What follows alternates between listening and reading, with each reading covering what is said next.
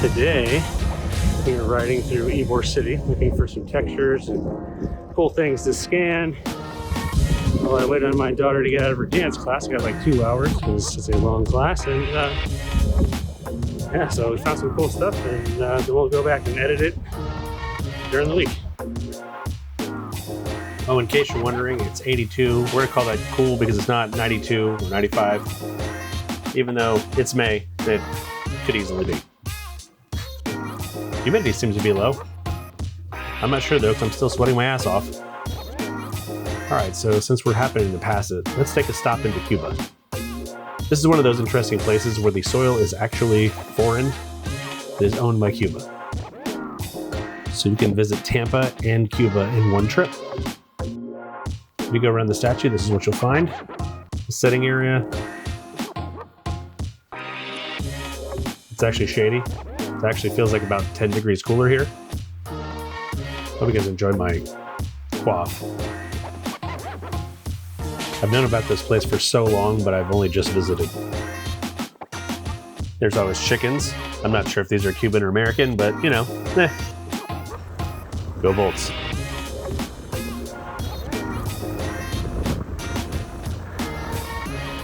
This is too perfect. Text. This is where I'm standing at in Port Tampa. There's all sorts of interesting stuff over here. Maybe we can get some textures.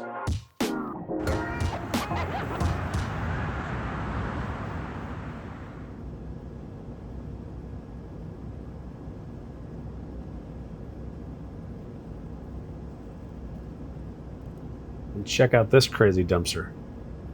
And these chicks.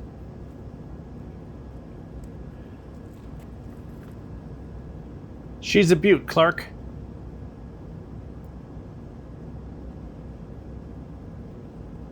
I came here for this pickup shot, and this dude Neon here, this guy, has been tagging everything in Ybor. At least it still has some cool textures on it. I guess that means we'll have to do another side, an alternate version. Wayne, what are you doing, buddy? What are you doing? What are you doing? All right, so we are back in the studio, and it is late on Monday because of some procrastination. But anyway, we're going to start processing these images. Okay, get started. Let's go. And open this as a copy because I don't need to save any weird sidecar files or any of that crap. Edit, perspective vort. It's probably off the screen, but you know.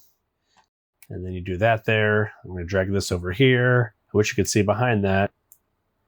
Never thought I'd say this, but they can actually take a page from After Effects and make that magnify when you drag it over there.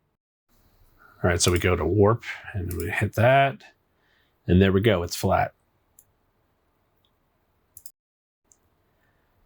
Copy that, we'll make a new image. For now, I'll make like a 8K texture, I guess, or something. It's 8192, I think. 8192. Paste that guy right there. And do the rest of them. No, I'm not going to save. And I'm just going to keep going.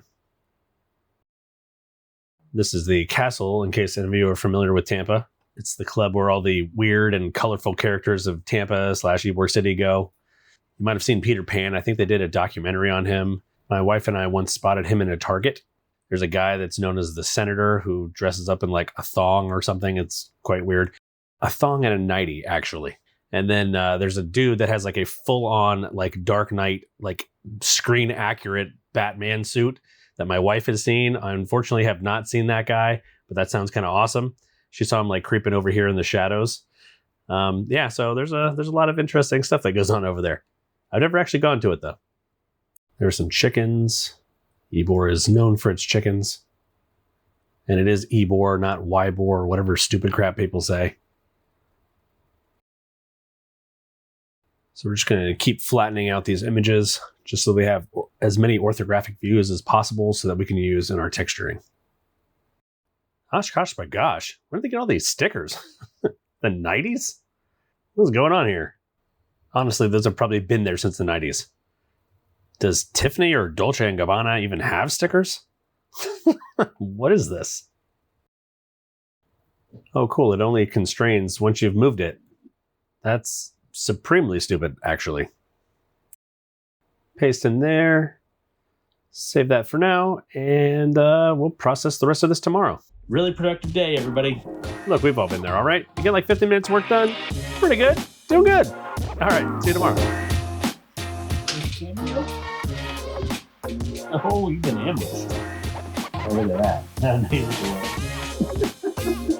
It's so ridiculous. All right, so after a little bit of time, maybe like a month or two, we're gonna finally model this dumpster. We're just gonna start out modeling this from a cube, put some edge loops in it, and just build out the rough form. I got a bit into this and decided to model it as a mirror. These textures aren't perfect, so we're gonna need to take some liberties. You're always gonna take a little bit of liberties. I'm just realizing I have some kind of weird mismatch in how these are set up, but we're gonna tweak in the UV, so don't worry about it. I forgot a split here. Don't be like me. We're gonna keep building out the form here, taking some cues from the texture maps. So it's kind of an interplay between the actual object and the textures that we have, and just kind of how we want it to look. All right, so now that we have the rough shape, we're going to UV map this in Blender, which is way easy compared to most other apps. So let's do it. All right, I set up a quick texture. Now we are going to apply this mirror modifier. Or we would if we were in object mode. And now we stand. And now we sit. Since this is a box and we're pretty much just doing orthographic views of this thing, we are going to use U project from view a ton. So now we'll flat project our UVs and nudge them into place as necessary. It's also a great trick. Blender lets you select coplanar, so we're going to do that. Shift G, select coplanar. Back to our orthographic and U project from view.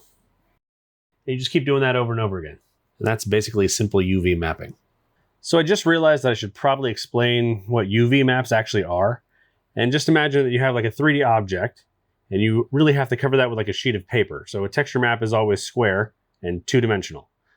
So you need to figure out a way to map that piece of paper to your 3D surface.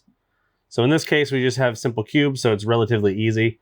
So like if you click on this thing, you can see that this corresponds here. And if I move these points around, it messes up the texture because it's not connected anymore. But you see how that translates. If you select the whole shape, you can see this is how I've laid out each piece on here.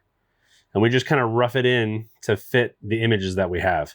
These aren't perfectly orthographic, so some things are going to be a little weird. You'll have to tweak it. But overall, you can see it works out pretty good. We're just going to keep building out these protrusions, modifying things just so they have some shape to them that makes them interesting. I kind of wanted that angle in there to begin with, and I kind of forgot about it. And also it was pretty prevalent in the texture, so I decided to add it in now. And we just keep refining. One of my favorite things about Blender is that anytime you use something in the menu, when you click, it remembers that position. So if you use that menu again, it goes right back. So you just have to hit the shortcut and click. It's great. Love it. Just try to fit things as best as you can. And then if you have areas that don't have any specific textures, like everything on the bottom of this dumpster, just sample different spots that seem like it would work. You can really hide a lot of crimes. I thought about this before, but another great thing about Blender is being able to hide stuff while you're in edit mode. And actually, I'm going to do that to hide all of the stuff that I've already texture mapped so that I don't end up moving things around in a way I don't want them to be. This whole bottom area is done, so let's hide it. And then we have this awkward piece inside here because I don't have a full piece of that back in an orthographic way because I wasn't sticking my arms inside this dumpster. So instead, we can select a quad, make it fit roughly, and then use follow active quads to make it fit that same space. Follow active quads is the best. Even though we don't have full panels for a lot of this interior stuff, since we're really just looking inside of a dumpster, you can't really tell that there's that much stretching, and most people aren't going to be looking inside this anyway. Anyway, so you just keep going like that, and then you'll have a model made out of real-world textures. I'm going to finish this off, model the top piece, maybe rig it up a little bit, and then put it up on Patreon for our Patreon members. So if you want to get that, subscribe there, or just go out in the real world and make your own. I actually suggest that because that is the best way to learn how to do this. Anyway, if you like this video, make sure to like and subscribe, and we will see you guys next time. Thanks. Bye.